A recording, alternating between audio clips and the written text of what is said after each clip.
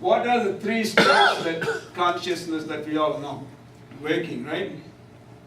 Dreaming, right? Sleeping. Now, how can I define it in terms of some kind of a scientific terminologies? When I am awake, my breathing pattern is certain number, 12 to 15 breathing pattern. My brain wave is certain frequency. My skin resistance is certain way. When I go to sleep, all this changes.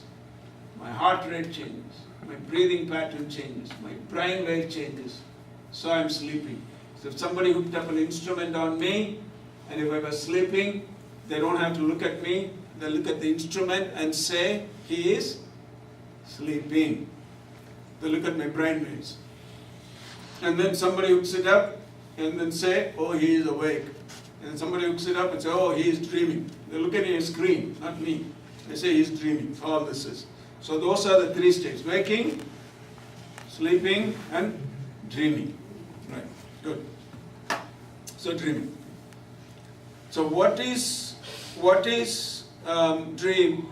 Dream is whatever you experience in a waking state, whatever you saw in a waking state,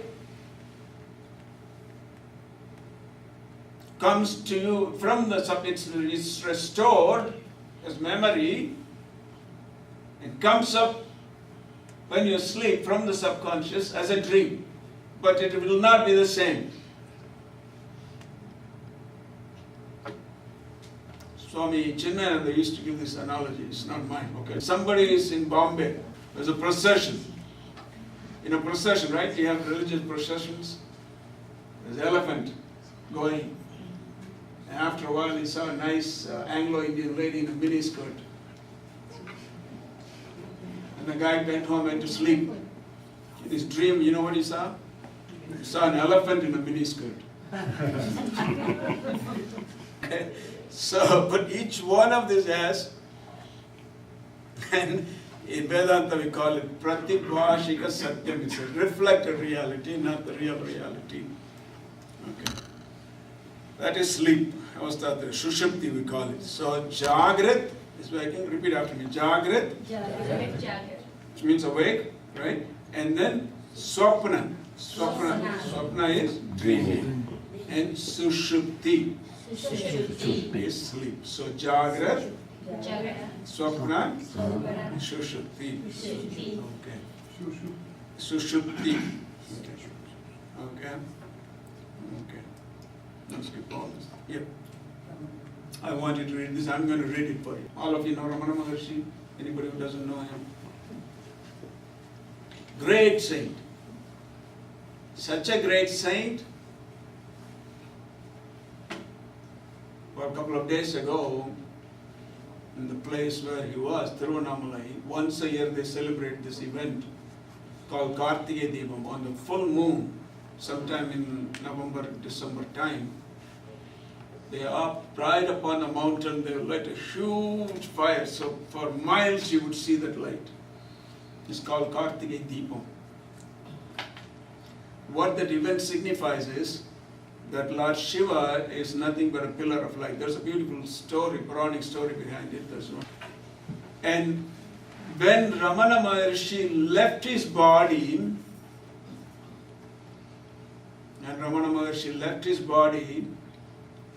about 200 miles, about 150 miles away, about 200 miles away, people saw this huge ball of light ascending into the sky.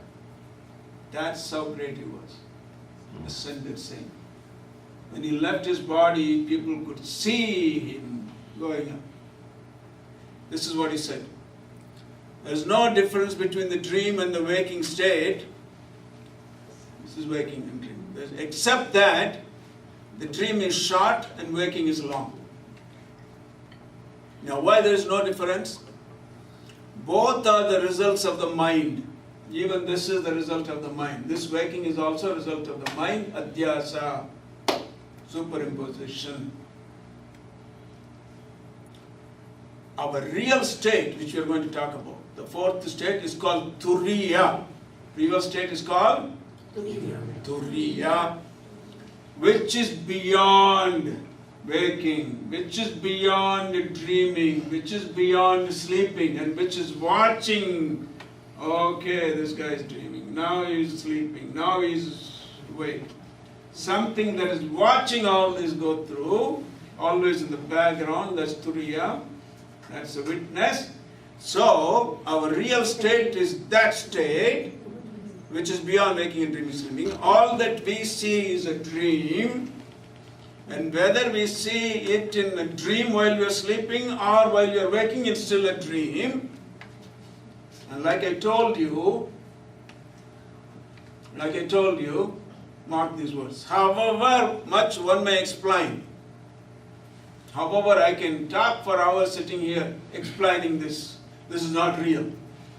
But however one may explain, this fact will not become clear.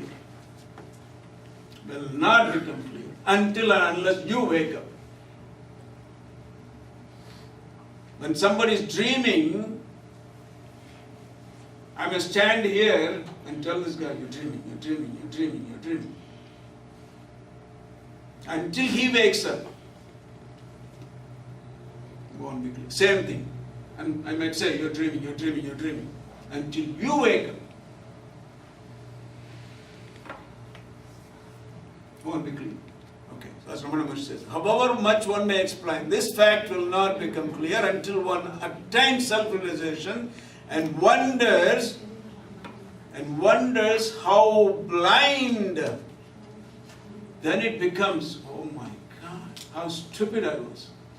When you wake up from your dream, you say, oh God, how stupid I was sweating bullets. Same thing, when you wake up from this dream, same thing. It says, how blind, how blind I was to the self-evident and the only existence and the only truth. And have been all these years. Okay? What does Upanishads have to say about the Turiyam? We're talking about Turiyam now, the fourth state. What is that? Nanta pragyam, na bahishya pragyam, na bhayato pragyam. That's neither outward nor inward. Na anta pragyam, neither inward, not inward. Na bahishya pragyam, not outward. It's neither inward or outward. And then, that is the third one.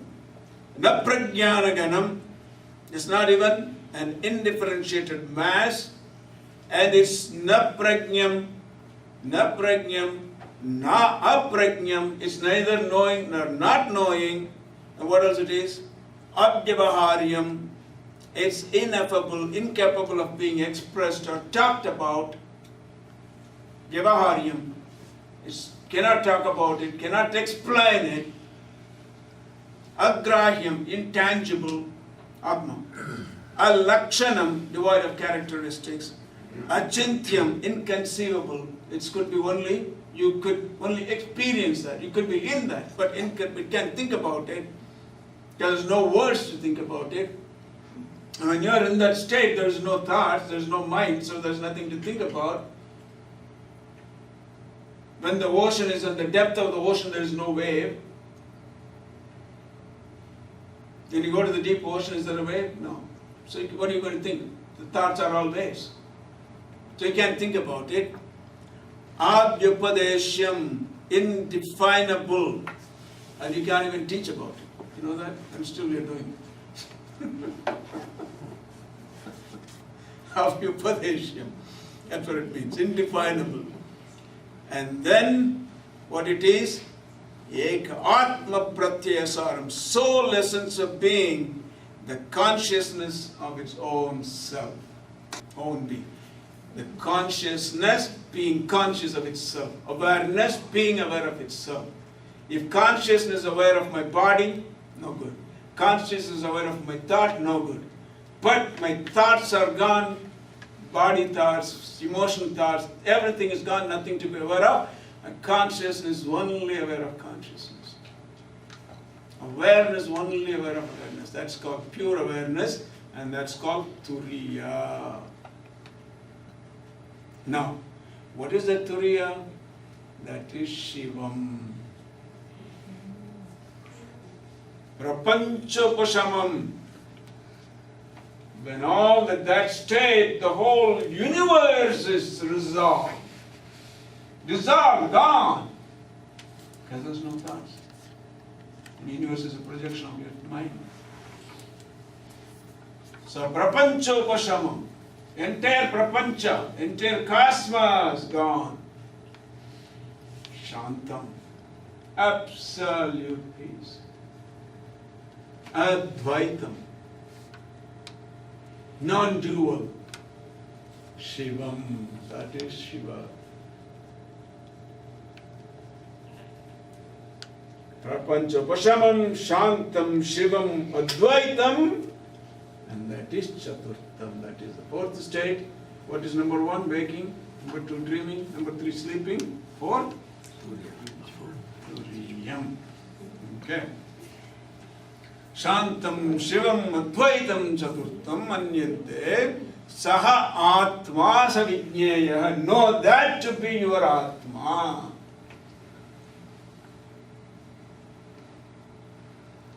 Now, let's come to the world of science. Is there a fourth state of consciousness? Yes. Can you find it out scientifically? Yes. Thoughts. Sleeping, no thoughts. Dreaming, yes, thoughts. Waking thoughts. Transcendental consciousness, no thoughts. This is Paul Levin, PhD, theoretical physicist.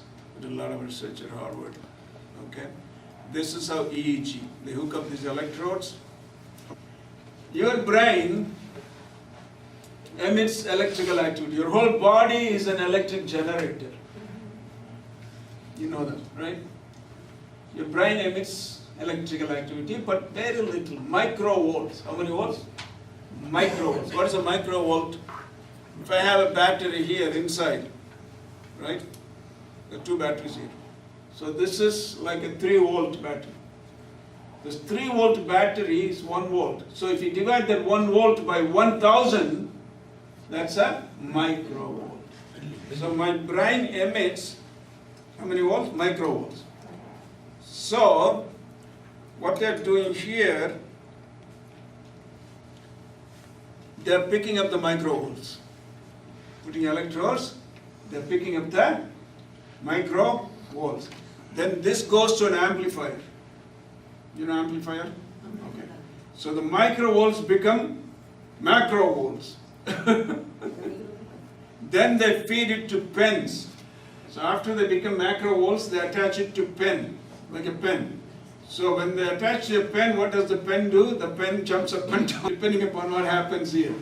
If too much is happening here, it goes like this, bananas. If nothing is happening here, we're sleeping, then what happens to the pen?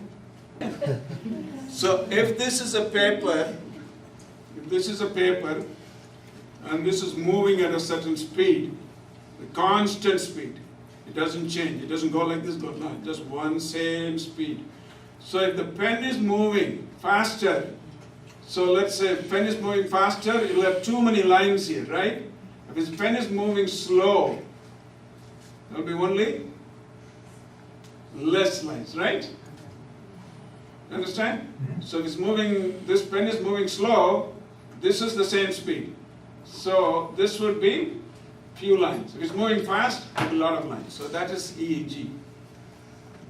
Now based on how fast or slow this moves is they describe. So this is slow. Sleepy. Call it delta. So within 1 centimeter you have 3 frequencies. 1 to 3 is called delta wave, and it is awareness sleep.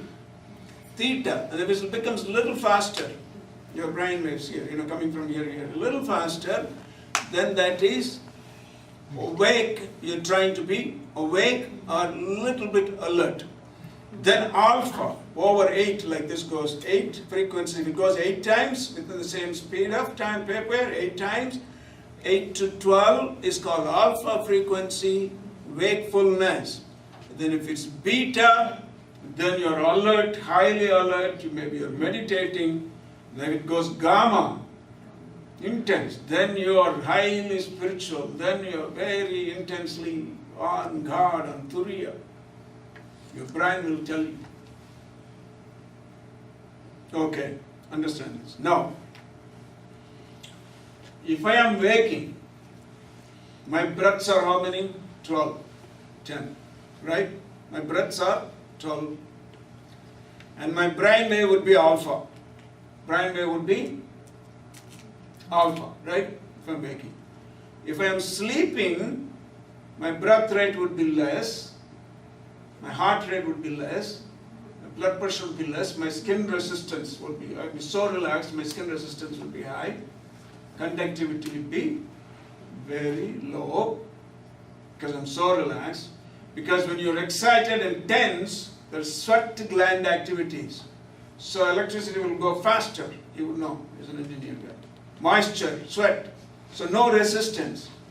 If there's no resistance, you are tense. And if the resistance is high, you are relaxed. So my skin resistance goes up, I'm relaxed. So, these are all the physiological parameters. This is EEG. So waking, 12 to 12 breaths per minute. And then my EEG is alpha. And I'm sleeping, my EEG is delta, slow. My breath is slow, everything is slow. Dreaming, little mixed up. Well, listen to this. When I'm in meditation, transcendental, my physiological activity is low. My body tells the guy, when he hooks up instruments to me, my body tells him he is sleeping. My body tells him what? I am sleeping. But he looks at my EEG, and my EEG says, no, he's not sleeping. He's awake. My body says, sleeping. My mind, EEG says, I am. That is Turiya. Fourth state. When you are physically rest, and you know what Samadhi is? When my heart rate is 0, my metabolism is 0, my breath rate is 0, no oxygen is nada, nothing is necessary. Complete rest, but inner wakefulness. Gamma frequency coming from my brain. My body says heart rate 0, breath rate 0,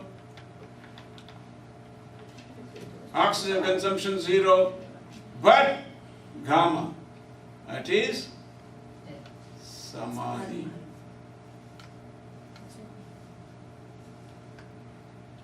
Science can validate this now. Okay. Now, so that's the same thing here, delta, theta, alpha, beta. And this is the one that he pioneered, Jean-Paul Banquet, French guy, EEG researchers. He pioneered this research, all this. And then waking, heart rate 72, breath 12 to 16, EEG is alpha in waking. And dreaming, all this is all mixed up, all kind of craziness. And sleeping, slow. And physiological indicators of deep rest, sleeping, skin rest, respiration rate low, skin conductance low, plasma lactate low, natural lowering of breath rate. And during meditation, breath rate goes down. Naturally, you can go lower only this much, but during meditation, it goes too much. And then brain wave, transcendental consciousness, Turiya. There is a brain wave coherence. The waves coming from this part of the brain are talking to the waves coming from this part of the brain in meditation. In normal, this frequency is different, this frequency is different. They're all fighting, conflict. Amplitude and frequency are totally different in waking state. But when I go to meditate, these two, they all synchronize. And they're coming from here and here, they're all synchronized. Complete harmony. So what is the point of this? Now your left agrees with your right. The left is analytical. The right is synthetical. The left, even though you see all this world, all these differences, diversity, the synthetic part of the brain, because they're sinking, that now you realize the bottom of all this diversity is that one unity. Atma. That's what happens there. Okay. Higher brainwave coherence. That is, the brain lobes with the frontal, the parietal, the occipital, all these transcendental state of the mind is state of restful alertness. Restful because my body is completely restful, but my mind is alert. That is Turiya. And talk about thermodynamics some other time. And there is infinite correlation. What do you mean by infinite correlation? Means they're all in harmony. Okay? Turiya, cosmic consciousness. Okay. Now, the remaining 10 minutes I'll talk about it. Waking, sleeping, dreaming. Fourth consciousness, Turiya. Then after Turiya, cosmic consciousness. When we say Turiya, it's also called cosmic consciousness. So what I mean by cosmic consciousness, you are aware of that one reality that underlies this whole cosmos. Underlies me, you, everybody. So that is cosmic consciousness. Right. Now then comes God consciousness. What is God consciousness? Now so far it's only mental. When you talk about God consciousness, it's heart, emotion, bhakti, love. So I not only see this one unity everywhere, that one underlying reality, but when I look at a flower, it's not just a mechanical understanding that the same reality in the flower is also in me, just not mechanical. But something happens in my heart. When I see this beautiful flower, or beautiful mountain, beautiful river, valley, mountains, when I see this, something happens inside. Happy joy. I'm seeing God. It's not intellectual anymore. God consciousness. I am joy. Oh Lord, I see you in this flower, in this forest, in this valley. Lord, you're there. So it comes out as a progress. After this cosmic consciousness, your God consciousness. Your awareness opens to everything. Oh, Lord, everything is God. Then, final. I see God everywhere. But then, what happens? Oh, this God that I'm seeing everywhere is me. There is no more seen and the seer. There is no more God and the person saying it. Lali dekhe na mai gayi, jite dekho tita lala, lali mere lala ki main bhi ho gayi lal. Kabir. Oh, I went to see my beloved. Everywhere I saw him only. You know what? Then I realized I became that. Main bhi ho gayi. Me and my Father are one. Christ said that. He didn't say different. Whosoever shall follow me, I shall give them the power to be like that. It is not my exclusive right, not me alone. Not me and my Father alone are one and the same. You could become like that. Unfortunately, the priests have distorted this, the preachers. It's in the Bible. If thine eye be single, thou shalt see the light. Bible, not Hindu Vedas. What do you mean thine? If your eye is one, uno, you will see the light, you will see God. What does it mean? I just plug one eye out and become like a cyclops? This third eye. There's an entire book in Tibetan yoga tradition called The Third Eye by Lapsang Rompa, great yogi. You read that book. Yeah? Third eye. Thine eye be single, thou shalt see the light. Shiva's third eye. It's all in the Bible. So I'm seeing Lord everywhere. But that Lord, Lali dekina maigi, jite dekun titalalam, me Lali mere Lalaki me be hobi. I became my love. See God in everything. See God everywhere. The leaf and the sap.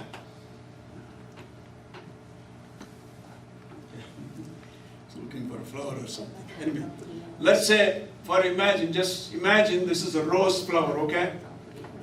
Imagine this is a rose flower. You're all awake? So the rose plant, the leaf is what color? Leaf is what? Green, like that. The flower is? Yeah, red, pink, any color, right? White, yeah, white, purple, whatever. But in the whole rose plant, underlying the rose plant, from the tip to the leaf to the flower, the sap inside. Does it have any color in it? If you break it and squeeze it, do you see red? No. Do you see green? No. Do you see black? No. So when that sap comes to the leaf, it makes it green. When it goes to the petal, it makes it pink. Different color. So that one unity, this is quantum physics now, one unmanifest reality has within it whole cosmos. It makes a mountain, makes a river. But within it, it has all this. And when you see that one God is underlying all this, that sap is underlying the red, the sap is underlying the green, the sap is underlying the black thorn, then you see God everywhere. And then what? And this. The cognizer, the seer, and the seen, and the process of seeing all become one. In Vedantic parlance, they call it Triputi. Jnata, Jnay, Jnana. Knower, known, process of knowing, one and the same. Grihitri, Grahana, Grahyeshu, Jnata, Jnay, Jnana, and then what happens? That is unity. I am that. Aham Brahmasmi. I am this Brahman. That one reality. Not only Aham Brahmasmi, Tat Tvam Asi. Thou art that too. Only me and her are that? No. Sarvam Kalidam Brahma. Everything else is that Brahman. What about my Atma? I am Atma Brahma. And what is the nature of the Atma? Prajnanam Brahma. That is consciousness. These are the Mahavakyas, the Vedanta. This is the Hinduism teaches ultimately. Ultimate teaching of Hinduism is Vedanta, not jumping up and down. But we have to go through the jumping up and down to get there. There's no shortcut. Okay? So, what are the Mahavakya? Aham Brahmasmi, Tattvam Asi, Prajnanam Brahma, I am Atma Brahma, I am Brahman, you are that, everything is that, my Atma is that consciousness, that is also that. That is unity consciousness. So there is no more dichotomy of seen and the seer, right? Observer and the observer. So, Aham Brahmasmi, Tattvamasi, Prajnanam Brahma, I am Atma Brahma, Sarvam Kalidam Brahma. So become free. This will make you free. And if you don't do this, you know what's going to happen? This is what's going to happen. You're going to be programmed by the environment. You're going to be programmed by your friends. You're going to be programmed by your family. You're going to be programmed by your spouses. Don't be programmed.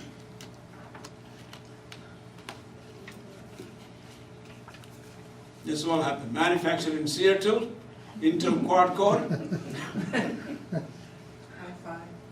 high five. Do pass a second. And then once in a while, what do you have to do?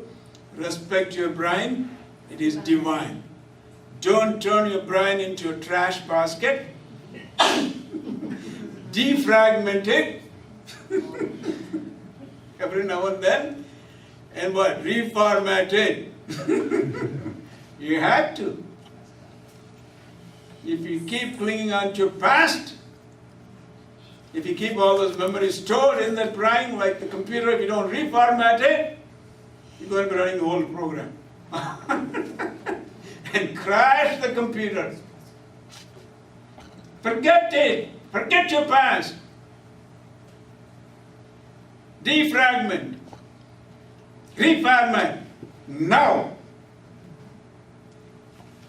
Hard. But you got to do it.